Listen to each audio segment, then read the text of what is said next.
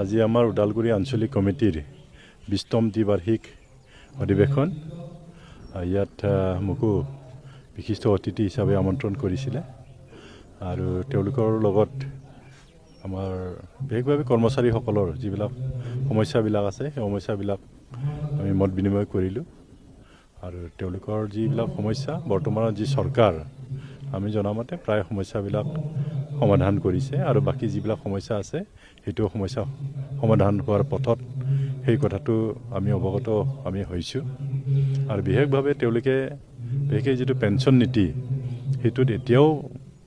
সকলো কৰ্মচাৰীয়ে মানে কিবা কৰিব পৰা নাই বহুতেই কৈ আছে যে অল পেঞ্চন নীতি সেইটোকে তেওঁলোকে বিচাৰিছে আৰু সেইটো অৱশ্যে আমি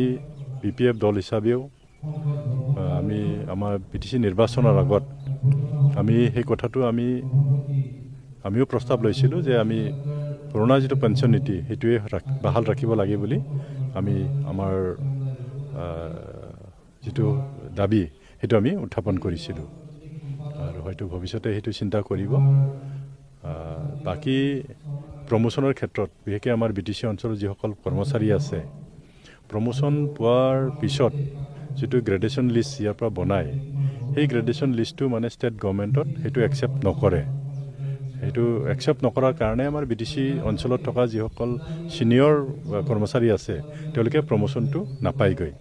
তো সেইকাৰণে মই আজি অনুৰোধ কৰিছোঁ আমাৰ কৰ্মচাৰী পৰিষদক যিহেতু ইয়াত কৰ্মচাৰী পৰিষদৰ সভাপতিও আহিছে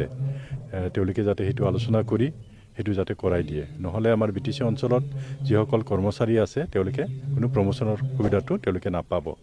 সেইটোৱে মূল ইছ্যু হৈ আছে বাকীটো চৰকাৰৰ লগত নিষ্ঠা সহকাৰে কাম কৰিবৰ কাৰণে তেওঁলোককো মই অনুৰোধ কৰিছোঁ কাৰণ তেওঁলোকেই আচল মানে চালিকা চৰকাৰে পলিচিবিলাক ল'ব বাকী কামবিলাক তেওঁলোকে কৰিব লাগিব ওদালগুৰি আঞ্চলিক কৰ্মচাৰী পৰিষদৰ 20 সংখ্যক দ্বিবাৰ্ষিক অধিৱেশন উপলক্ষে আজি উপস্থিত হৈ যথেষ্ট আনন্দিত হৈছোঁ আৰু ইতিমধ্যে এখন নৱনিৰ্বাচিত সমিতি হৈছে ওদালগুৰি আঞ্চলিক কৰ্মচাৰী পৰিষদৰ তেখেতসকললৈ শুভেচ্ছা আছে অসমৰ ভৱিষ্যতদৰ্শী মুখ্যমন্ত্ৰী ডাঙৰীয়াই কৰ্মচাৰীসকলৰ কাৰণে যিখিনি অহোপুৰুষাৰ্থ চেষ্টা কৰি আছে কেনেধৰণে সমস্যাখিনি সমাধানৰ দিশত আগবঢ়াই লৈ যাব পাৰে আৰু তাৰ কাৰণে যথেষ্টখিনি কৰিছেও এনেকুৱা এটা সময় আছিলে যিখিনি সময়ত পেঞ্চনৰ কাৰণে মানুহে 2 বছৰ 3 বছৰ ৰখিবলগীয়া অৱস্থা এটা আছিলে এনেকুৱা এটা সময় আছিলে 6 মাহ 7 মাহ ধৰি দৰমহা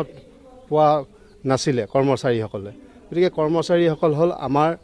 চৰকাৰৰ এখন আমোলাতন্ত্ৰটো চলাই ৰখাত এক বৃহৎ তেখেতসকলৰ ভূমিকা আছে গতিকে এই ভূমিকা পালন কৰাত কৰ্মচাৰীসকলৰ যিখিনি দুখ দুৰ্দশা আছে সেইখিনি সমস্যা সমাধান হোৱাটো আমিও বিচাৰোঁ আৰু সেইকাৰণে অসমৰ মাননীয় মুখ্যমন্ত্ৰী ডাঙৰীয়াই যিখিনি পদক্ষেপ গ্ৰহণ কৰিছে কৰ্মচাৰীসকলৰ এতিয়া চিকিৎসাজনিত বীমা আঁচনি প্ৰৱৰ্তন কৰিছে আমাৰ মৃত্যুবৰণ কৰিলে যাতে গোটেই পৰিয়ালটো অৱসৰকালীন হোৱালৈকে যাতে তেওঁলোকে সম্পূৰ্ণ সুবিধাখিনি সম্পূৰ্ণ দৰমহাখিনি পায় এইবিলাক ব্যৱস্থা গ্ৰহণ কৰিছে আৰু বিভিন্ন ক্ষেত্ৰত বহু ক্ষেত্ৰত কৰ্মচাৰীসকলৰ যিখিনি সমস্যা আছে এই সমস্যাখিনি সমাধানৰ দিশত আগবাঢ়িছে গতিকে মই আশা ৰাখিছোঁ ওদালগুৰি আঞ্চলিক কৰ্মচাৰী পৰিষদেও আজি যিখন নৱনিৰ্বাচিত সমিতি হৈছে সভাপতি সাধাৰণ সম্পাদক প্ৰমুখ্যে সকলোলৈ মোৰ আন্তৰিক শুভেচ্ছা আৰু অভিনন্দন জ্ঞাপন কৰিছোঁ আহি থকা দিনবিলাকত তেখেতসকলৰ সুখ দুখৰ লগত বা সমস্যাবিলাকৰ ক্ষেত্ৰত মই একেলগেই থাকিম আৰু সদায় আমাৰ মাজত মত বিনিময় অব্যাহত থাকিব যে আমাৰ সেইটো স্পষ্ট ধাৰণা আৰু স্পষ্ট কথা যে NPS বাতিল কৰিব লাগে OPS প্ৰৱৰ্তন কৰিব লাগে আৰু OPS প্ৰৱৰ্তনৰ জৰিয়তে একোজন কৰ্মচাৰী শিক্ষকৰ বিষয়াৰ তেওঁৰ অৱসৰী জীৱনৰ যিটো শংকাগ্ৰস্ততা এই শংকাগ্ৰস্ততা আঁতৰ কৰিব লাগে আৰু নিশ্চিতভাৱেই আজি আপোনালোকক ক'ব পাৰোঁ যে এই যিটো প্ৰতিবাদ এই ব্যৱস্থাৰ বিকল্প নোহোৱালৈকে NPS ব্যৱস্থাৰ বিকল্প নোহোৱালৈকে সদৌ অসম কৰ্মচাৰী পৰিষদে এই প্ৰতিবাদ এই সংগ্ৰাম অব্যাহত ৰাখিব অন্যহাতে ৰাজ্যখনৰ যিবিলাক ধৰক আমাৰ 8ম দৰমহা আয়োগৰ কথা আহিছে ইতিমধ্যে আমাৰ অসমৰ মাননীয় মুখ্যমন্ত্ৰী মহোদয়ে 8ম দৰমহা আয়োগৰ কথা ঘোষণা কৰিছে যদিও কাৰ্যালয়ৰ ভিত্তিত একো স্মাৰক পত্ৰ বা অফিচ মেমৰেণ্ডাম ওলোৱা নাই কিন্তু আমি আশা ৰাখিম খুব সুন্দৰকৈ যাতে কেন্দ্ৰীয় চৰকাৰে যি ধৰণে বেতন দিব পে দিব দৰমহা দিব সেই একেই ব্যৱস্থা বুলি যাতে আমাৰ ৰাজ্য চৰকাৰেও গ্ৰহণ কৰে এই কথাটোলৈ আমাৰ বিশেষভাৱে অনুৰোধ থাকিব, আপিল থাকিব। আৰু অন্যহাতে BTADৰ ক্ষেত্ৰত এটা নতুন কথা আছে, কেইবছৰ আগৰ পৰাই আছে। BTADৰ এমপ্লয়খিনিৰ ক্ষেত্ৰত এটা দেখা দিছে যে বিভিন্ন বিভাগৰ যিটো প্ৰমোশ্যনৰ ব্যৱস্থা, এইটো যথেষ্ট আক্ষেপৰ বিষয়। প্ৰমোশ্যনৰ বিষয় বা আপোনাৰ এই প্ৰপ'জেলবিলাক ইয়াৰ পৰা ধুনীয়াকৈ যায়, গৈ দিছপুৰত এইখিনি উপযুক্তভাৱে তাক কাৰ্যকৰী কৰা নহয় বুলি ইয়াত এটা অভিযোগ আছে। আৰু এইটো কথা সত্য। আজি আমাৰ ৰিহন দৈমাৰী ডাঙৰীয়াও কৈছে তেখেতে এই কথাটো। যি নহওক, আমি আমাৰ BTADৰ প্ৰশাসন আৰু সদৌ অসম কৰ্মচাৰী পৰিষদে যৌথভাৱে এই বিষয়টো আমাৰ ৰাজ্য চৰকাৰলৈকে লৈ যাম আৰু খুব সোনকালে এই বিষয়টো যাতে সমাধানৰ দিশলৈ লৈ যাব পাৰি, যিটোৰ জৰিয়তে ইয়াৰ বঞ্চিত কৰ্মচাৰীখিনিয়ে তেওঁলোকৰ উপযুক্ত প্ৰমোশ্যন পাব পাৰি। এই ব্যৱস্থাটোত সদৌ অসম কৰ্মচাৰী পৰিষদে বলিষ্ঠ ভূমিকা গ্ৰহণ কৰিব। আজিকালি কৰ্মচাৰী সমাজৰ বিভিন্ন আলোচনা বা সভা সমিতিত মূল বিষয় হিচাপে দুটা বিষয়ে প্ৰাধান্য লাভ কৰি আহিছে: অষ্টম দৰমহা আয়োগ আৰু কৰ্মচাৰীসকলৰ পুৰণি পেঞ্চন ব্যৱস্থা। আৰু আমি সদৌ অসম কৰ্মচাৰী পৰিষদৰ স্পষ্ট নীতি বা ধাৰণা আমাৰ স্পষ্ট, আমাৰ সিদ্ধান্ত স্পষ্ট যে যি NPS ব্যৱস্থা, এই NPS ব্যৱস্থাই সমগ্ৰ অসমৰ কৰ্মচাৰী সমাজক, শিক্ষক কৰ্মচাৰীসকলক আশ্বস্ত কৰিব পৰা নাই। আৰু সেইকাৰণে এই NPS ব্যৱস্থা বাতিল হ'ব লাগে। আৰু এই NPS ব্যৱস্থা বাতিল কৰি পুনৰ সেই পুৰণি পেঞ্চন ব্যৱস্থা OPS ছিষ্টেম প্ৰৱৰ্তন কৰিব লাগে। প্ৰৱৰ্তন কৰি কৰ্মচাৰীসকলৰ অৱসৰকালীন জীৱনৰ যি নিৰাপত্তা, এই নিৰাপত্তা সুনিশ্চিত কৰিব লাগে। আমাৰ যিবিলাক মানে পদোন্নতি পাব লাগে কৰ্মচাৰীসকল, এই পদোন্নতিৰ ক্ষেত্ৰত কিন্তু BTC কৰ্তৃপক্ষই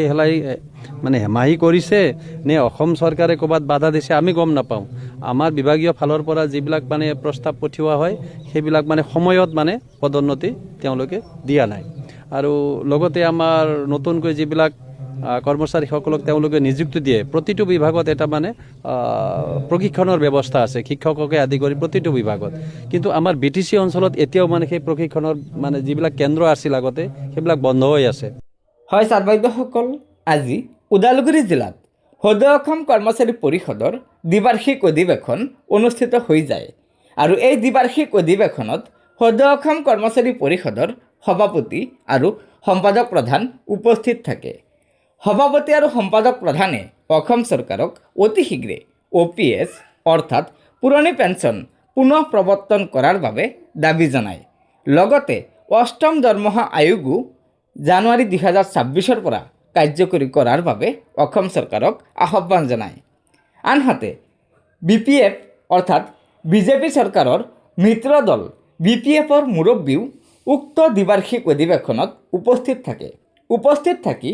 কৰ্মচাৰীসকলৰ দীৰ্ঘদিনীয়া দাবী OPS অৰ্থাৎ পুৰণি পেঞ্চন পুনঃ প্ৰৱৰ্তন কৰাত সহমত প্ৰকাশ কৰে। আৰু BPF দলে অসম চৰকাৰক চৰকাৰী কৰ্মচাৰীসকলৰ দীৰ্ঘদিনীয়া দাবী OPS অৰ্থাৎ পুৰণি পেঞ্চন পুনঃ প্ৰৱৰ্তন কৰাৰ বাবে আহ্বান জনাব বুলি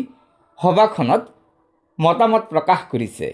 গতিকে ছাৰ বাইদেউসকল, এয়া নিশ্চয় ৰাজ্যিক কৰ্মচাৰীসকলৰ বাবে সদৌ অসম কৰ্মচাৰী পৰিষদে দিয়া অত্যন্ত গুৰুত্বপূৰ্ণ খবৰ হয়। সেয়েহে লগৰ বন্ধুবৰ্গক এই ভিডিঅ'টো শ্বেয়াৰ কৰি আজিৰ এই গুৰুত্বপূৰ্ণ খবৰকেইটা জনাই দিব। আৰু নতুনকৈ অহা ছাৰ বাইদেউসকলে অনুগ্ৰহ কৰি আমাৰ এই চেনেলটো ছাবস্ক্ৰাইব কৰি ল'ব।